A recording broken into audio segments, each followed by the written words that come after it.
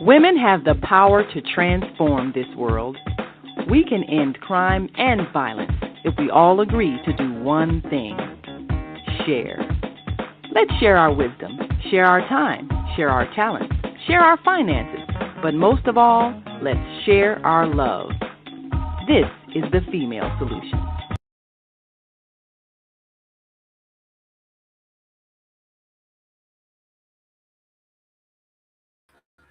Good evening, and welcome to this edition of the On Air Daily News Hour. This is our opportunity to share with you some of the fascinating stories that we and our news affiliates are able to bring to you that are sometimes giving you a different perspective of the world. Today, we've got the publisher of the South Side Drive newspaper, Yvette Moyo. And she has presented a very exciting, historic, commemorative edition of Reverend Jesse Jackson. Now, of course, we know that this is a man who's been widely celebrated and definitely will be deeply missed. But we're going to get a chance to take a look at the work that went into this process of creating this commemorative edition and the history that must be preserved, because there are so many stories about the life and times of Reverend Jesse Jackson that it could very easily, if we're not keeping hold of what is told, we could very easily see this life distorted. So we're going to come right back and bring to you the publisher of South Side Drive, Yvette Moyo, after we take this short break. And we want to greet our global family joining us from all across the world. And we'll be right back. So stay with us. We are global transformers, changing the world from the way it is to the way it should be. We are one. Wherever we live on this earth, we are one human family. On behalf of our team of radio hosts, I'd like to extend a greeting to all the members of our family, whenever and wherever you may be listening around the world. To our family in China, Ni Hao. In India, Namaste. In Japan, Konnichiwa. In Korea, Annyeonghaseyo. In Russia, Здравствуйте. In Germany, Guten Tag. In Poland, Dzień dobry. In France, Bonjour. In Spain, Hola. In Italy, Ciao. In Egypt, Ahlan wa sahlan. In Ghana, Akwaba. In Nigeria, Peleo. In South Africa, Sawubona. In Senegal, Nangadef. In Kenya, Jambo. In Israel, Shalom. In Pakistan, Afghanistan, Palestine, and Saudi Arabia, Assalamu alaikum. Greetings, and may peace be upon you all. Join us live on the On Air Radio Network. Call 727-731-5192. We want to talk to you.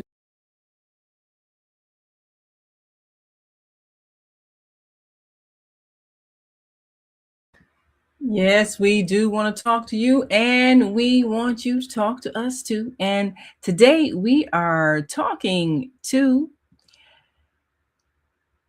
Southside Drive publisher Yvette Moyo. And this has been a week, and of course, as we covered in the on-air daily news, this has been a week of politics. And we've had many of the winners of the primary election to come to the Rainbow Push, the national organization headed by Reverend Jesse L. Jackson for so many years here in Chicago, and many who came pledged that they were going to make sure that they complied with the wishes of the people who gave them a vote of confidence in this recent primary election. And we know that Reverend Jesse Jackson this year was not present in his usual spot at the annual remembrance of Bloody Sunday, that civil rights movement, that very momentous occasion when hundreds of marchers on the bridge from Selma to Montgomery were beaten so badly it made national news and led to the passage of the 1965 Voting Rights Act. So much of his legacy has to do with the changing of the political climate in America and the changing of power, shifting it to the hands of so many of us who got the right to vote as a result of the protests and the boycotts and the sit-ins. But we need to remember that, and we need to make sure those who did not live through that are aware of that history. So today we're going to take a look at a commemorative edition on the life of Reverend Jesse Jackson as presented in the Southside Drive. And we want to welcome to our show today, this evening, publisher Yvette Moyo. Thank you so much for joining us today. Thank you for having me. I hope that our managing editor, Emma Young, can join us. But I really want to first commend you on the job you've been doing for so many years. Your commitment and dedication is unparalleled, and I just wish you the very best in the future. And I'm so grateful that you thought of it. Well, coming from the esteemed Yvette Moyo, that means so much. So thank you for those words of encouragement. And of course, you have always been a leader and an example for success in entrepreneurship and publishing and community work. And so I am grateful to be in your presence tonight. And thank you for all the work that you do. Thank you. Well, that is a great acknowledgement of our work that you've given us to have us on the show. Emma Young, as I said, our managing editor. I hope that she can drop in with us before the show is over, because a lot of the credit and admiration goes to Emma for working with Southside Drive magazine for these last 6 years. We're both seasoned professionals in the area of media, and I in most advertising advertising, but we knew together, and she had a career in advertising as well on the creative side, and we just felt there was such a gap in terms of what people had to consume, that we needed another magazine. We needed a magazine in Chicago to tell our story. So when the passing of Reverend Jack, came to our attention, not only did we have to pause to just think about this man who made such an impact internationally, we also had to talk to each other about, as publishers, what can we contribute? And we were working on our issue of the magazine, and it was just apparent to us that we needed to devote a commemorative issue, something that people would have in their hand and could have as a collector's item for years to come, and not have to try to find the words to explain who Reverend Jesse Jackson was, to actually present something in print to a grandchild or to a peer or someone just moving to the city, or someone who doesn't really understand the word civil rights. So we put in the time, we stopped everything that we were doing to look at what we had done in the past on the Reverend, and to put that together with some new articles so that we would inform people in a way they had never ever been about the man and his contribution. Well, yeah, I had an opportunity to present this commemorative edition to some young people that are in my midst, some that are in their 20s and have not lived through all of these eras of protests, of confrontation, even of violence in the quest to make this nation a nation of equality and fairness and justice. And so it's come to my attention that they really don't teach this in school of any depth. They give us 28 days out the whole year to mention that we're Black, and things happen, and there was slavery, and then there was a civil war, and then there was civil rights, and there was freedom, and they tell all that within about 7 days, and then that's the end of our story. So a lot of young people have no clue as to the contemporary leaders that are among us and how their works changed our reality. Our generation that grew up in the 60s, children, when a lot of these things happened, now we're reaping the benefits of the struggle of those who came before us. But our children and grandchildren, they don't have a clue. So what was it like doing the research and even going back into the archives and the files and seeing some of those old pictures, those old images, and those old stories from back in the day, back in the breadbasket days, in the beginnings? Stories were being shared, not only between Emma and myself, but we reached out to people that we knew, who knew the Reverend, to add a different perspective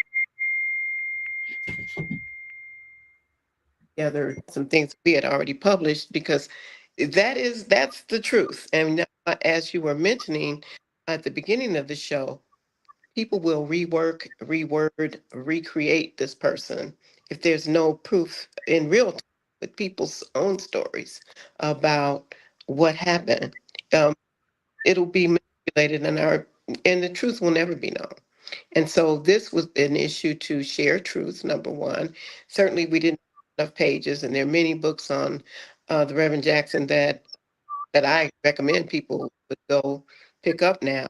But this in magazine format is very unique in that it is can give you in a nutshell what happened over 60 years of service, and what does 60 years of service look like? What were the challenges, boards? What are the things that, and for looking back to this, what have we lost? What have we lost? And what does still leave us? That sense of family, right? That sense of family and dependency and coalition, which is one of the things that seems like a lot of families can't tell those kinds of stories anymore, with 5 children, all set something huge in continuum, but not necessarily attempting to recreate who he was. And we've got all these opportunities for these young children, to the Jacksons, young because now I'm to go out and really, really make a difference. And that's legacy. So we were blown away by that. We were challenged because elections were coming in, and we weren't uh, wishing to make endorsements or anything, but the endorsements of the family, of the family, fantastic, wonderful family that allowed this to do his work. Yes. Well, that's one of the things that struck me early on. I know that Mrs. Jackson certainly kind of kept her family out of the limelight when the children were younger, and now everybody is very public, other than maybe the youngest two that's kind of not so much in the public eye, but everybody else has stepped into the limelight, either in politics or in media. And one of the things that you realize is that everybody's got their own personality. Every family, every child experiences their parents differently because of the era that they grew up in, the birth order and the relationships and all of that. But yet all of them emerge as very strong personalities. And even the article that you wrote on the siblings, of course, it's an inside look at a family and how they handle the pressures of being under the microscope all those years. But we're going to take a quick break, and when we come back, we'll talk about maybe some of the things that you all discovered that you didn't know, and many things that we assume, and maybe we can learn some things for how you handle the pressures of public life from such an early age, and how do you carry on a legacy of someone that has truly become a legend.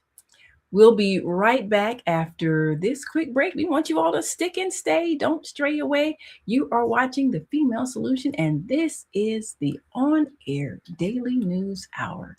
And our guest today is Yvette Moyo, publisher of the South Side Drive. So we'll be right back after this quick break. So stay with us. Leaders of nonprofits empowering worlds. Let's go. But the vision that God gave me, I felt that it was time for me to step out and work on the vision that God gave me. We need look no further. We have a unique voice. We have a unique talent pool.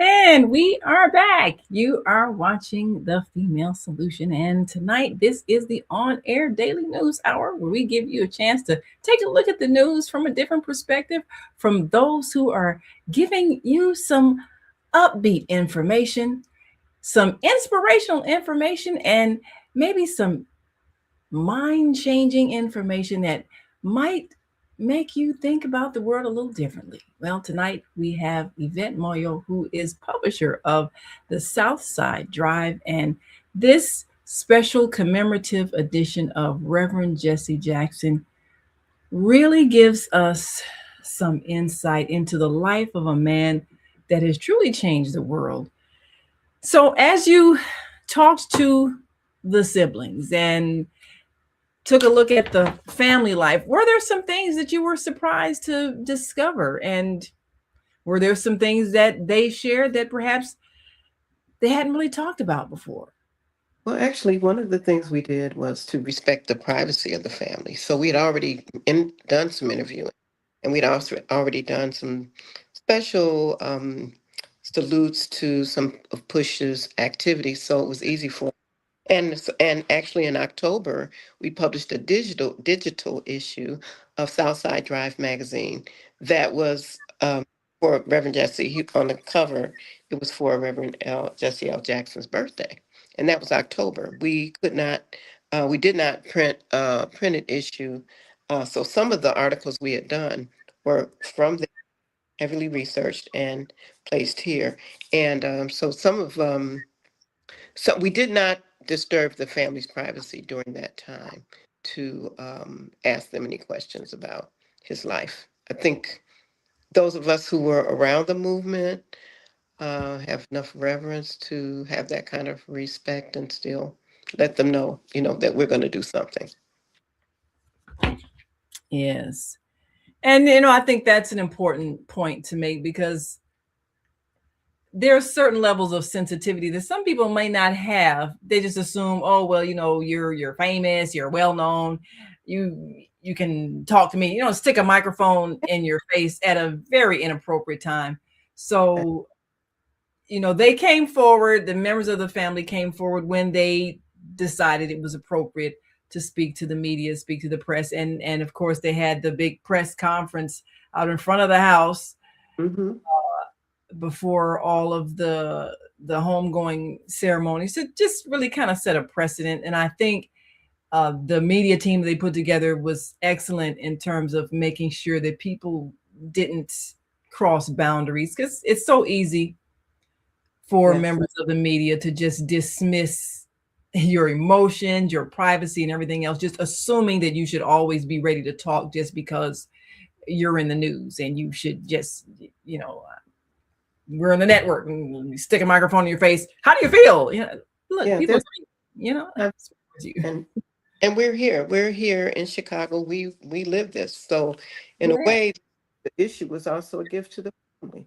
We have some truth and some truth writing and some perspectives of people who were there, because there's going to be a lot of afterthought and self-compassion for being there.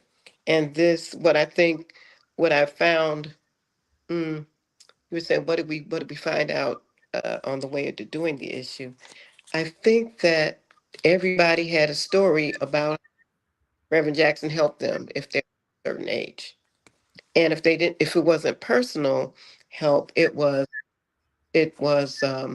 help for somebody's business, or help to get a job, or a way to fight some type of injustice. And it wasn't many people that were hesitant to that, and we knew who they were, so we knew that what they were going to see was what they were going to write would be based on scholarship, not on an opinion. Yes. And that's one thing that was also apparent. And I'm grateful that you had archived issues to bring forth the article, I believe written by Salim Muwakil, who, long time journalist, WVON and all of that had that historic perspective as well. But and those of my publisher's message about growing up at a business with a Black business magazine, and when it came time to really look at the statistics on what we were purchasing, our buying power, participation by corporations and companies, Reverend Jackson took that information, and some of it was industry publications that we gave him, sat down together, figured out some things with Ed Reddick, who was a brilliant, one of my favorite people in the whole world. Ed Reddick. Yes, such a brilliant mind. Yes, they were a team, and Reverend Jackson could travel, could study, could be in the media. There was a foundation, and there's a foundation being built there now. Then the foundation is already there, that's being uplifted to even a higher level with people that are young and ready to help create the solutions.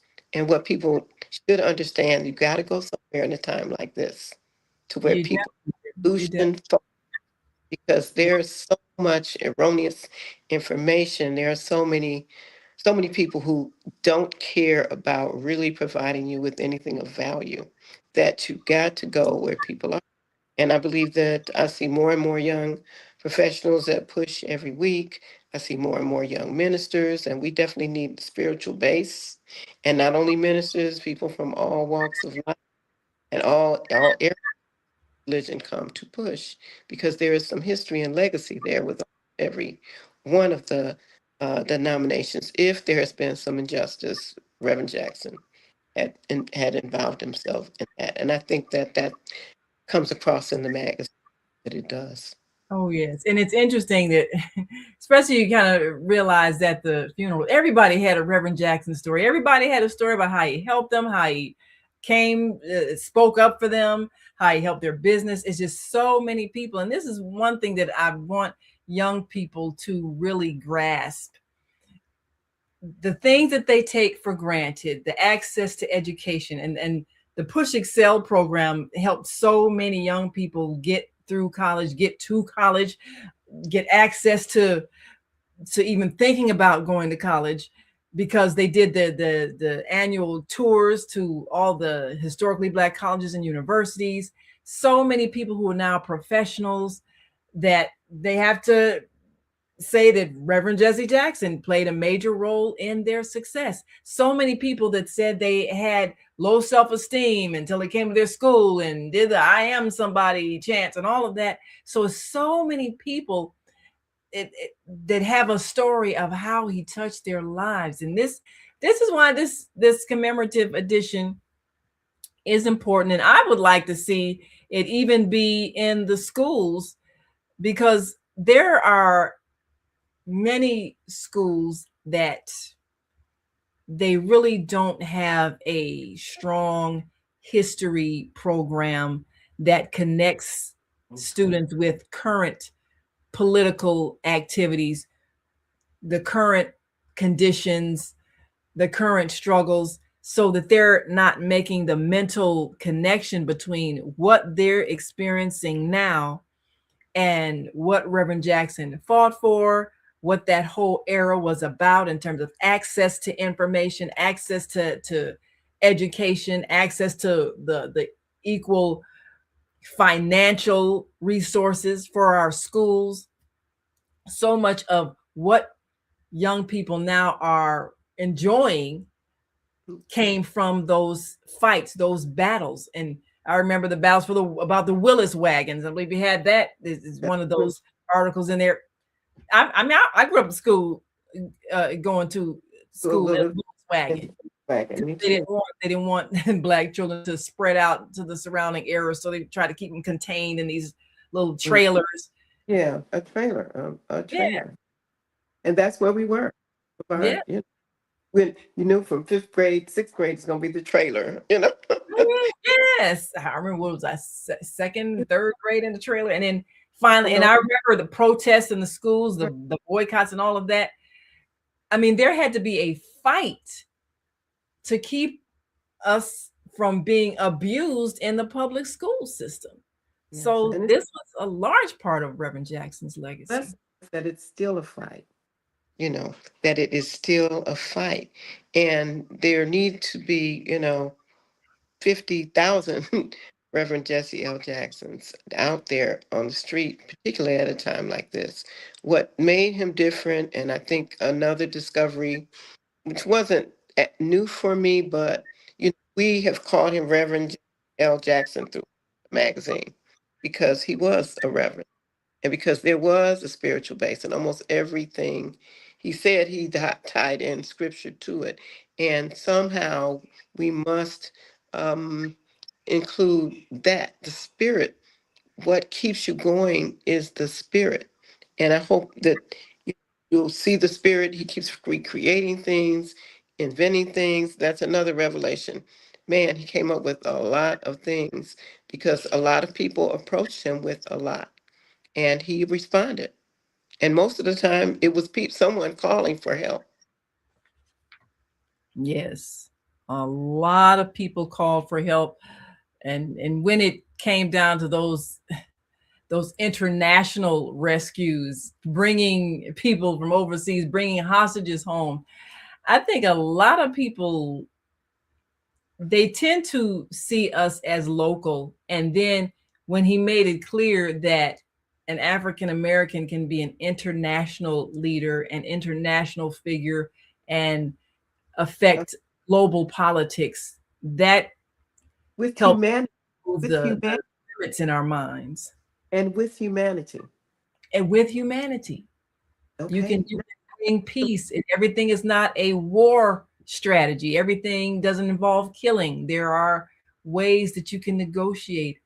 And I've heard that's a legacy. That's right here. That is a legacy, being able to not go to war. Definitely. To defend. Yes.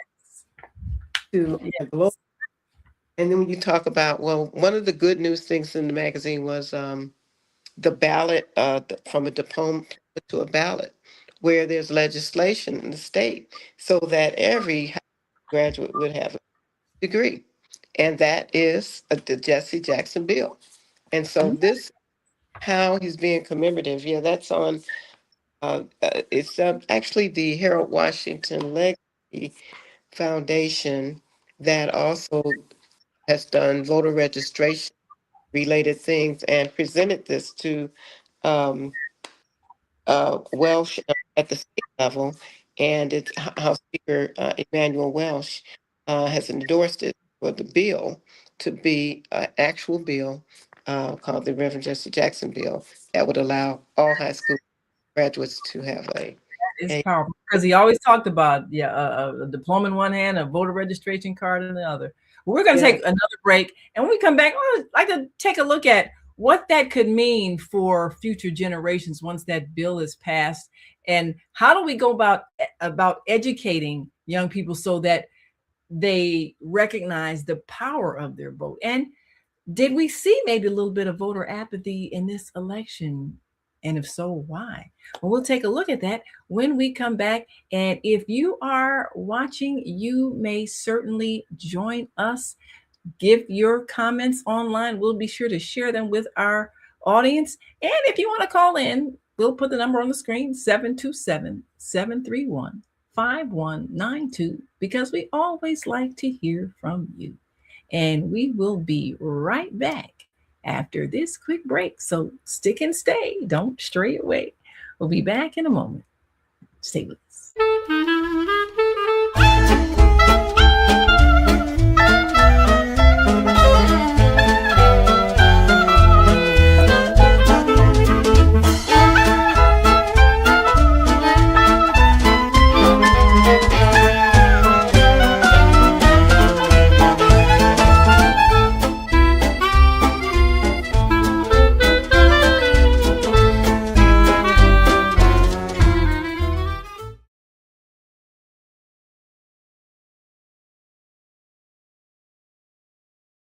Peace and love.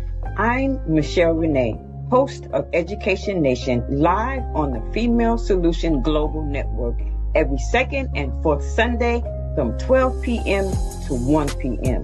The intention of Education Nation is to raise awareness about the literacy crisis and to offer information to combat the problem. The goal is to awaken an army of reading coaches and mentors. You will experience guests who are doing their part in the community to ensure youth in their circles are reading and thinking critically.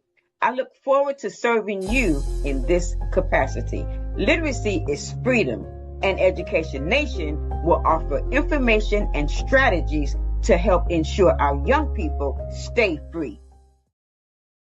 Great day. It's your girl Asada here to introduce a new female solution show called Asada Says.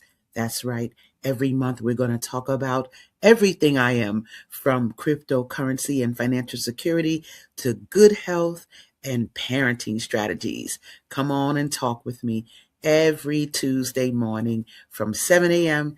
to 8 a.m. And let's do that thing the way Asada says it should be done. See you then. Peace, right here on the Female Solution. Yes, and we are back, and you are watching the Female Solution Global broadcast, and this is the on-air daily news hour. And we like to bring you some of the news from those news affiliates that are giving you something to think about that can expand your mind and give you a positive view of reality and what's happening in our world. Well, today we're looking at the commemorative edition of the South Side Drive, published by none other than Yvette Moyo. And this commemorative edition, featuring Reverend Jesse Jackson, gives us a real appreciation of a life well lived, and definitely one that has made an impact on so many people, especially in the area of politics.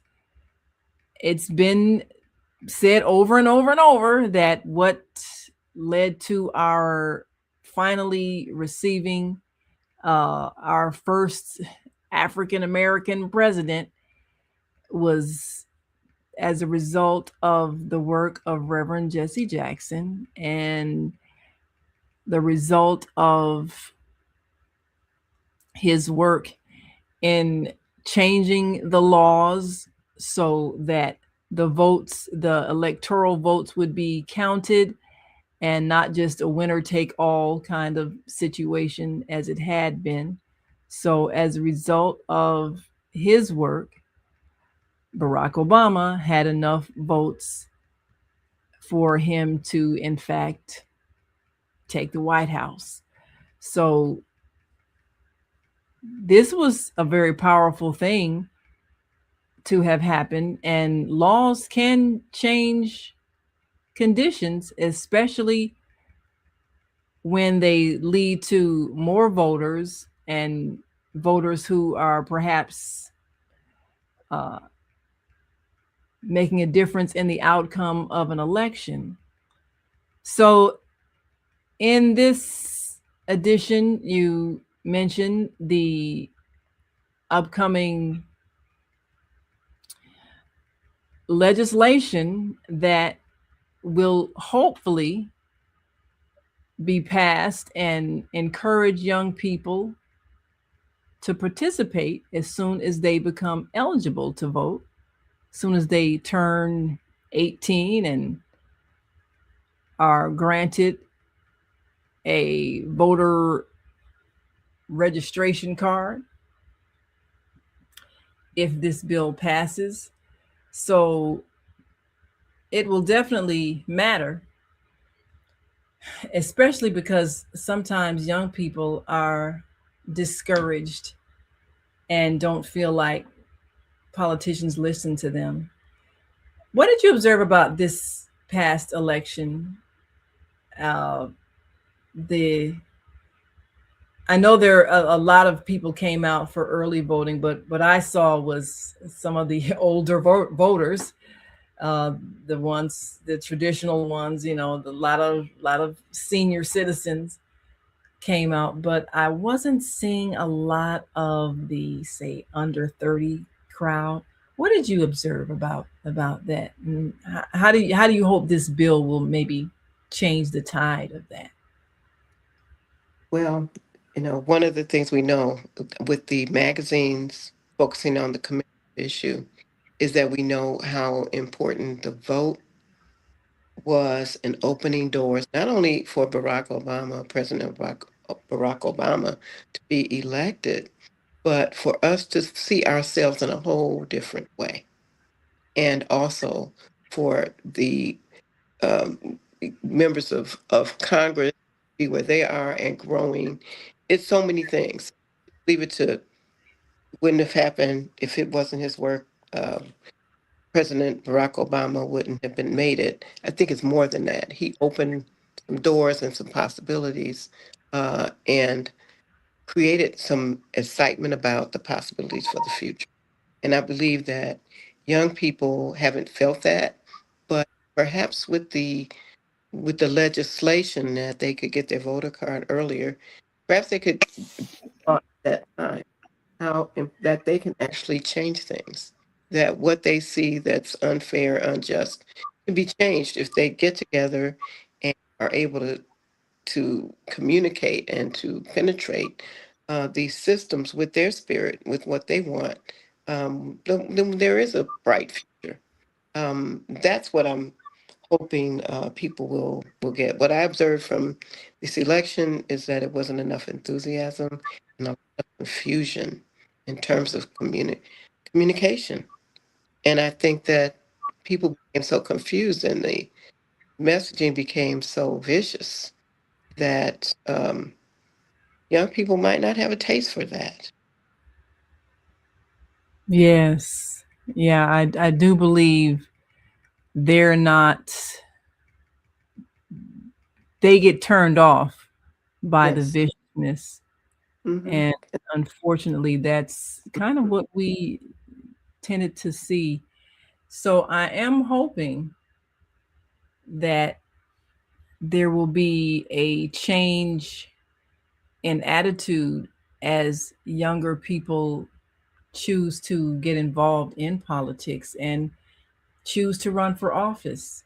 I Yes, think empowering them will definitely make a difference. yes, and being enthusiastic in our conversation with them about what the possibilities are for them. That we need their cheer, their focus, their vision. We need that, and we welcome it. I think maybe more than worrying about it, we should welcome it. Absolutely. So And I expect I, that. I Oh, did yeah. notice that there were, a few races where, the some of the the old candidates did choose to step aside and, allow for Yes. someone to, take the baton and run with it. I saw that LaShawn Ford won in the 7th Congressional District, and Danny Davis had heavily endorsed him. So, we feel there'll be a smooth transition there. Yes. And then, of course, there was the Senate race, which I think that this was historic, having a woman.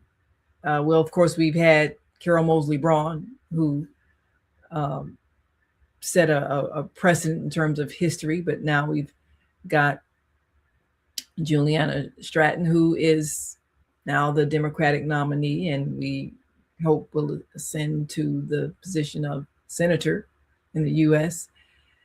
And I think every time someone gets elected, that perhaps gives a little more incentive for younger people to toss their hat in the ring, or at least get involved in someone's campaign so that they understand how the political system works.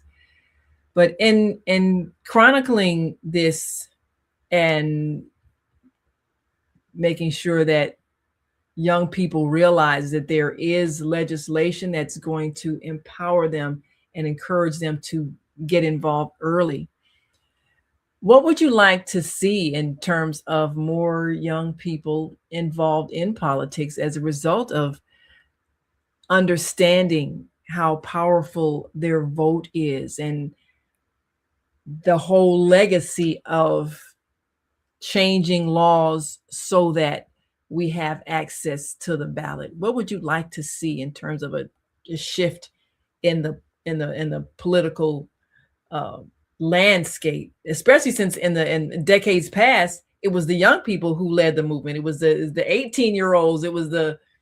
They were the ones doing the sit-ins and the marches and so forth. So what would you like to see in terms of a resurgence of youthful involvement? I would like to think that maybe we shouldn't call it a resurgence. Maybe we should find it, because I'm sure it's happening. We sound like old people giving up on young people.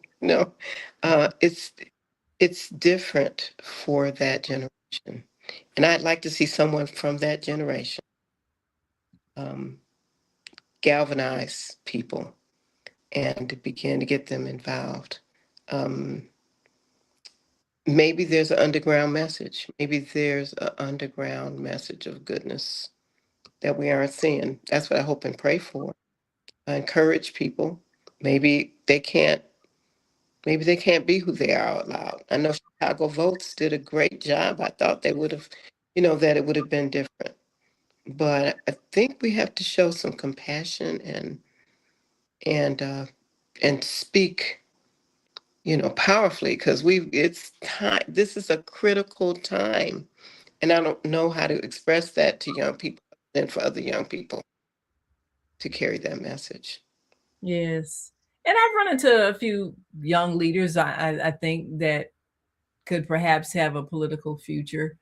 Sometimes sometimes the elders don't want to let go of the seeds of power, but sometimes they do realize it's time to pass the baton. It's time to be the elder statesman and the advisor, and let a person, let someone who is younger and more vibrant go ahead and assume that position.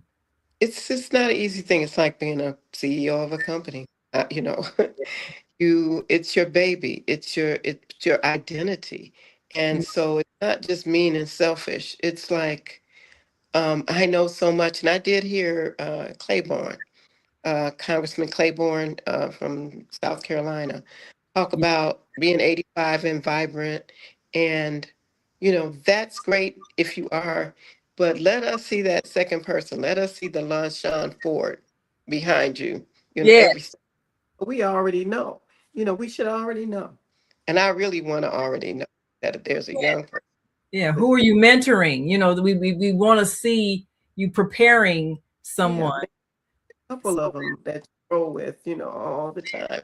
And I know that I know that would be a difference. And I know that we can't always judge. The numbers for the election certainly said something, but we can't say that they aren't thinking and aren't compassionate. My granddaughter, they're seeing that their future is jeopardized by craziness happening on another level.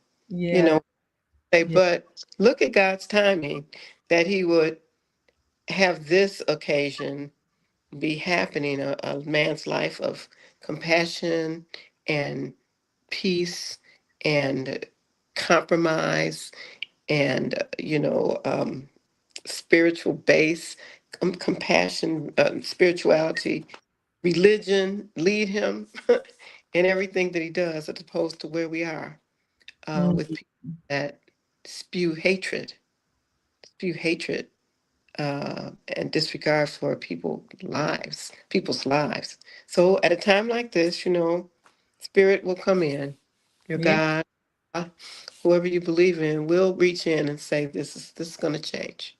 So we have to pray. We have to continue to believe that in this case, Reverend Jesse Jackson's work was not in vain. I do say one more thing. We did these buttons called Jesse Craft.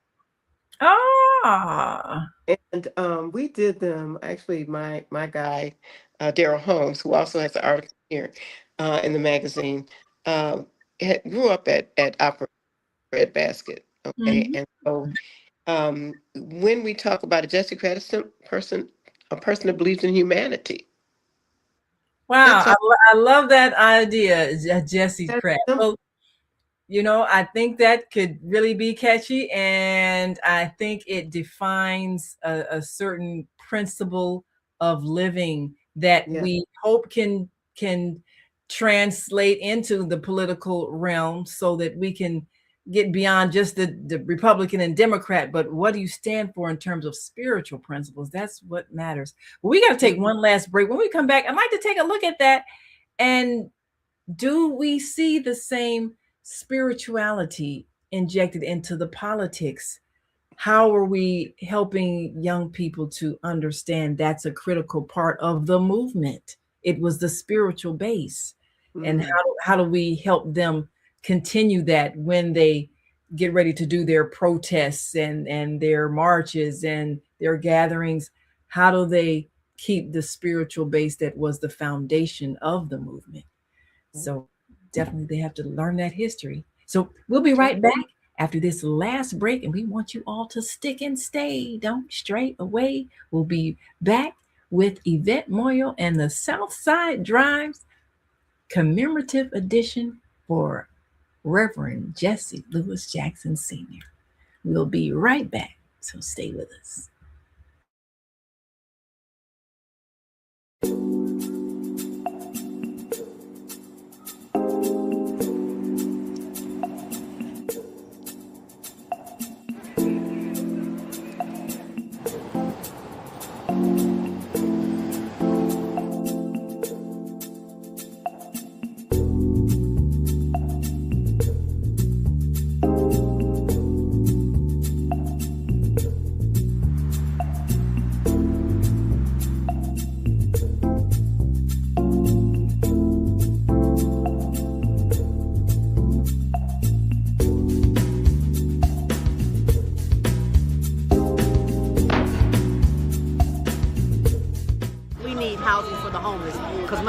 brother, in which we're doing this documentary for, Douglas Robinson, Your Death Will Not Be in Vain.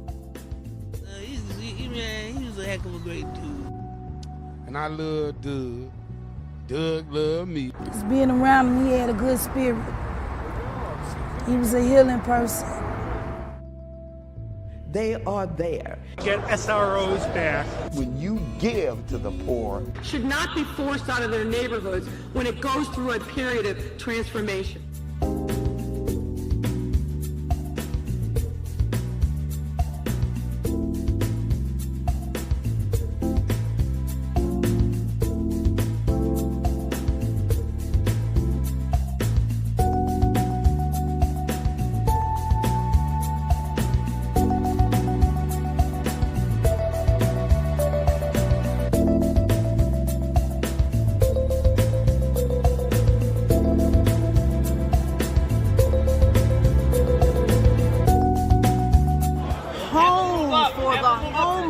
Because there are too many people who are losing their homes to taxes because they can't pay a $1,000 tax bill.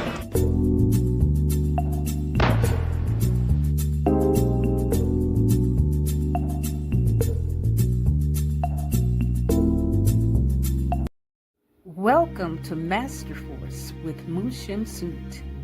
Join us each week on Thursdays at 7 a.m. Central, live on Facebook and YouTube on the Female Solution page, as we dive into powerful topics designed to assist you in mastering your life force.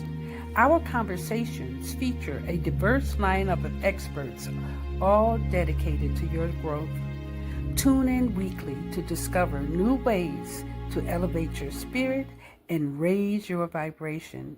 And remember, we are ascending.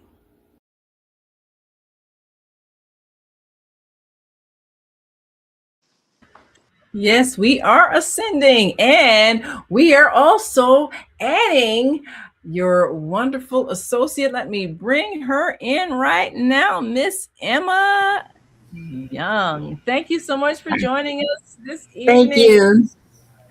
Yes. I understand we have you to thank for this magnificent work that has been done, the commemorative edition. It's a team. That's right. Teamwork makes the dream work. So tell us, what was that process like? Naturally going into the archives, finding some articles, writing some articles, and being able to even be sensitive as to the time we're going through with the transition of Reverend Jackson. But what inspired you to put this edition together? Well, of course, the fact of his joining the ancestors, we thought that this would be a time to do that. And, Reverend Jackson has been in our lives, in my life, and I'm sure in Yvette's for years. I mean, since the beginning. I remember I was working at the Chicago Urban League when Dr. King brought Jesse Jackson to Chicago, and they used to have cabinet meetings at the Urban League, and all the women would come out of their offices every Tuesday at 10:30 to see this fine young man with tight jeans and big fro. So, and then through the years, just have encountered him in various ways. I remember, being at Push when he said, I think the first time he did the I Am Somebody, and man, the way it made you feel, So, yes. Yes, definitely. So one of the things that we took a look at is how over time he evolved into this elder statesman person that was an advisor to so many of the young elected officials, those wanting to get into politics, those hoping to get elected to office, those who were looking for advice and wisdom. So what did you observe in terms of his evolution as a leader and as an influencer, and now someone who, as an ancestor, is part of history? But what did you observe in terms of how he? That's a good question, because you don't see a huge, visible evolution, because he was so brilliant at a very young age. He was 25 years old. Wow. When he did the boycotts that caused the supermarkets to start hiring people, and Coca-Cola to start distributing, hiring, Black distributors. And so I think, in terms of evolution, I think the need evolved, and he evolved with that need, when, like freeing hostages, globally. He was there for the needs, I think.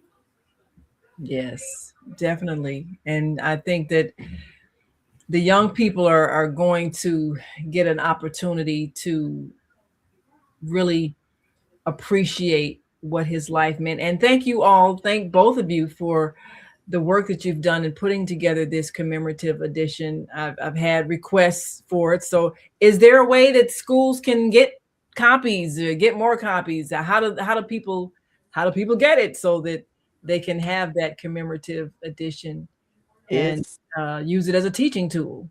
Well, we're online at Southside Drive Mag, MAG as for magazine.com. And our articles are published on the we did a special run of more issues, and we're almost out, but we will take requests, and that should be sent to publisher at southdrivemag.com. So that is Southside Drive Mag. Southside Mag. Southside Drive Mag. Southside Drive Mag. That's what reminder is a magazine. Okay. SouthsideDriveMag.com. Yes. All right. We will put that up on the screen so that people can order their copies and can save them for their children, because we believe that our young people need this history. And so we want you to go to Southside Drive Mag.com. Southside Drive Mag.com. If you want to request some issues or something special, at SouthsideDriveMag.com. We'll do that for an email. All right. Well, thank you so much. We appreciate you. And thank you, Emma, for joining us. And I'm so sorry I was late. Oh, no, you were perfect. What you said was right perfect. on time. There you go. Thank you for the opportunity. We really. Well, we look forward to having you back as you all continue to produce outstanding magazines that give us in-depth coverage and insight on these historic times we're living in. We thank you so much for lending your expertise and insight and imagination to the publishing business so that we have a document that we can save for all time. Thank you so much. Thank you. Nice. And you all come on back tomorrow on the Female Solution. We've got Master Force coaching with Mushem Sut. So join us. And until that time, we want you all to continue to shine your light. We've come to the end of our show today.